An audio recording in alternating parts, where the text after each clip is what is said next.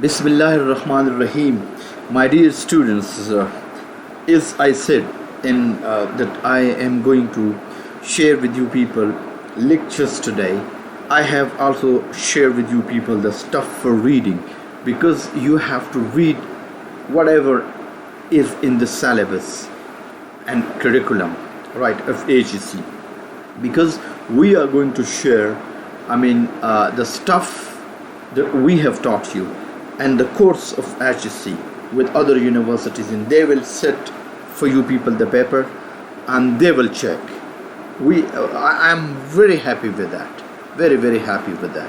At least the baseless favoritism will stop here. I'm really happy with this decision, because we should try to do this. I have shared these most of the stuff in the contents which are shared actually, and HEC curriculum are covered actually, and these readings that I have lately shared, they are only the basic discussions on psycholinguistic. But remember, I have also shared with you people very good sources. So if whenever you get stuck somewhere on any concept, please do consult those books which I have already shared with you people. You can take help from those books, because they can help you a lot, and they have discussed most of these concepts in detail over there. So if you are interested in knowing psycholinguistics deeply, so then you have to consult those stuff. However, so for the HEC, the HEC stuff in curriculum is concerned, most of the topics are covered with these there. Well, my dear students, basically in this lecture, which I'll not be able to just to deliver you in a single lecture, but it will be in parts actually. All right. So this very stuff that has already been shared with you people on LMS as well as on WhatsApp. All right. So you can find over here. All right. Brief introductions on psycholinguistics and preliminary introduction about psycholinguistics. So for the introductory lectures are concerned, I'll try to skip, because most of the things have been discussed there. All right. What is psycholinguistics? Some definitions of psycholinguistics. I'll try to refresh your minds with all these things so that you can remember more, and the significance of studies of psycholinguistic, historical perspective and psycholinguistics, the starting point of psycholinguistics, that what is the starting point of psycholinguistics. Noam Chomsky, who is a big name in linguistics, and whenever you talk about Chomsky, so obviously a great bulk of contribution comes to our mind, that this man is given. All right. And modularity of language, historical models and theories. I will also talk something on the theories of language acquisition and other theories a little bit separately, right? A 5 or 6 pages lecture. All right. But here again, because these theories are the very purpose of repeating these theories and these concepts again and again, because when you try to listen these again and again, so sometimes from new perspective you can understand these very concepts, which even you must have learned them even in the very start of your course, because they are also discussed actually in linguistics, in general linguistics as well. So innateness theory we will be talking about, a paradigm shift, new perspective on language learning, cognitive theory. All right, as I just in a previous lecture I have social interactionist theory we'll be talking about. All right, the modern era, modern theories and models of language acquisition, we will also be touching them. Usage based theory, we'll be talking about it as well. All right. and optimality theory, we can also be talking about it, and native language magnet model.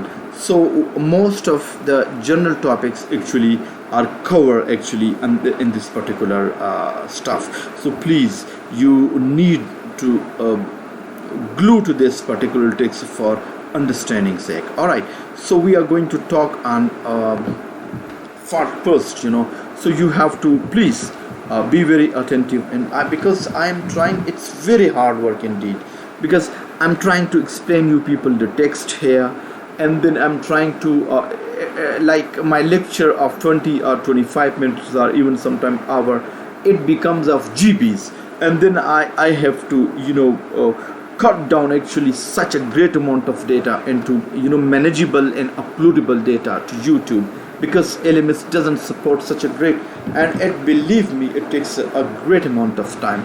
I'm all doing this for you, my dear students, so please cooperate us, try to understand it, because I think I love my job very much. I worship my job very much. That's why I'm giving myself such tension. I'm sitting in my room, which is very hot indeed, and I'm perspiring. You can see me there, but it's not like that. At least I'm sitting here, all right, in my room, but it takes me longer. Today, the whole day, I just studied for you people. I was trying to find the easiest and most understandable stuff for you people, so that to enable you to understand what is offered actually, and psycholinguistic.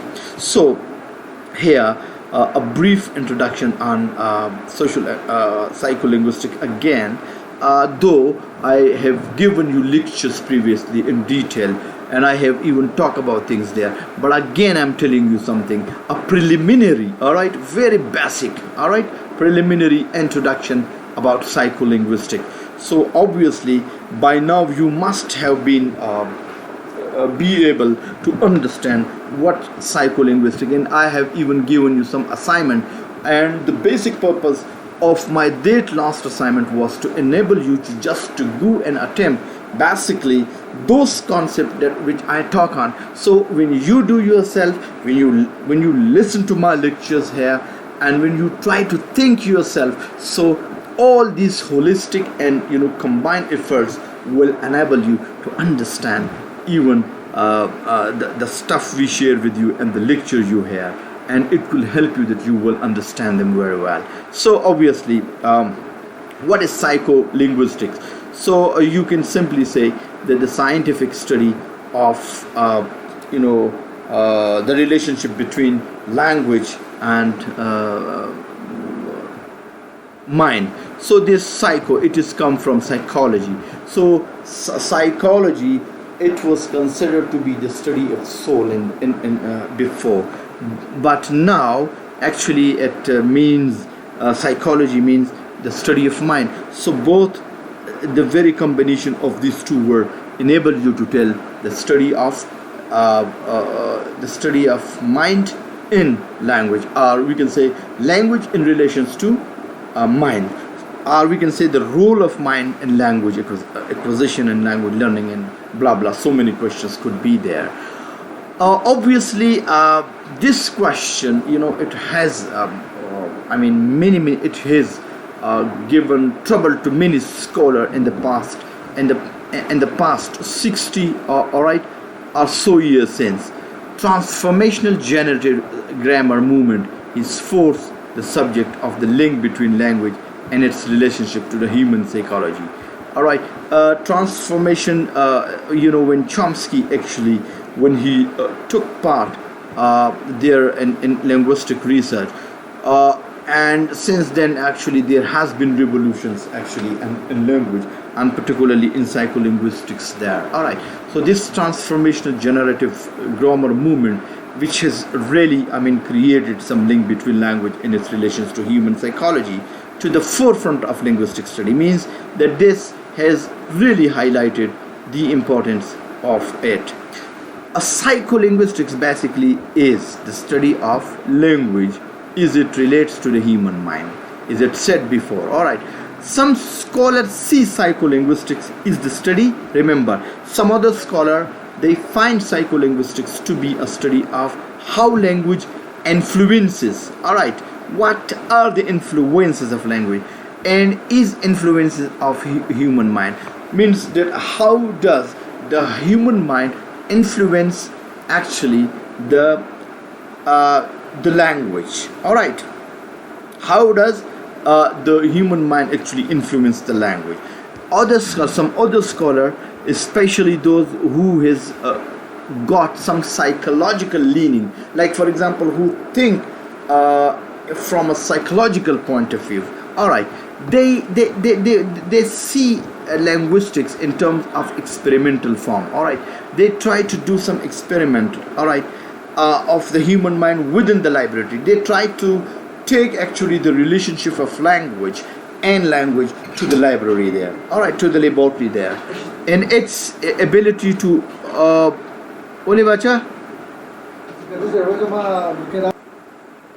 Okay, thank you very much. I'm sorry. I just got interrupted by one of the family member, and I got a phone and just had to explain something to them. All right, I was just saying that other scholars, even they talk about psychological leaning, those who have, they think psycholinguistics in terms of experimental form of study of human mind within the laboratory and an ability to comprehend language. All right, this has led to the division of the area into the psycholinguistics, remember, psycholinguistics and the psychology of language. All right, and to two broad categorizations. So it should be obvious that psycholinguistic is not an easy concept to define. So because two concepts have come, so therefore it is just made it a little bit difficult to define. However, some scholar, I if you remember, I share with you people some definitions of the scholar, but Acheson, he is a big name in linguistics. All right, he defined psycholinguistic is the study of language, so look, and mind. All right, he is a big name. You can quote Gene Acheson. He is a big name, and in fact, he defines psycholinguistics is a study of language and mind, which aims to model the way the mind works in relation to language. So basically, see here, what does he means? That how does the mind work in relations to language? All right. So if you look at this definitions, it is obvious that her view of psycholinguistic is that which maps out the strategizing of language uses as well as language comprehensions. All right. So to her, anything, look, we can simply say to anything that the mind does, right, in relation to language is psycholinguistic. So this is this thus becomes very broad. So anything that is done by the mind in relation to language, that is actually psycholinguistic. All right. So even he further distinguished between psycholinguistics and neurolinguistics. Her point of view, contention means moot point, difference point, means argument point, that while neurolinguistics seeks to link language to brain functioning and its influence on language. All right, its influence on brain functions and its influence actually on language, while psycholinguistics measures the unobservable operations of mind as it relates to the human experience. All right, so the unobservable, the part that we do not see, but psycholinguistic help us just to look at that and just to see there. It is obvious that then human brain relates to language in a physically observable manner isn't seen in the language of aphasics. Aphasics actually is a language disorder. All right, and those patients who have got some language disorder, while psycholinguistics has many nuances and linguistic employments of humans that may not be possible to measure in a realistic manner. Rather, we can say that human brain relates, like for example, if somebody's brains is damaged, so we can see clearly any language disorder, right? But psycholinguistics doesn't record things in a very realistic and observable manner. So thus we can see that there could be many disagreements and many controversies there, because sometimes one person says one thing regarding the mind, because mind is a very complex phenomenon in human, so therefore we cannot say with certainty certain things, right? All right, so this it takes us to think and experiment the thing again and again. However, it relates to its source in the work of psychologists in linguistics. All right, so Acheson claims that psychologists attempts to study the language of humans and the laboratory environment have proven unrealistic. Sometimes the laboratory where anything related to human language proves unrealistic, which cannot happen in that way. So for that we need a quite practical human environment there.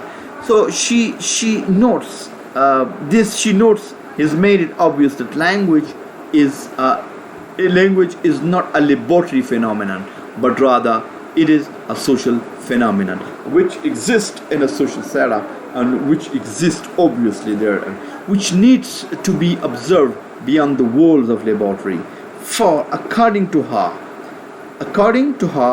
it is effectively frustrating to psychologists who found that the realistic state of affairs in terms of finding how the human mind works in relation to their language production is this concept has already been clear, and comprehension could not give the correct data in the laboratory environment.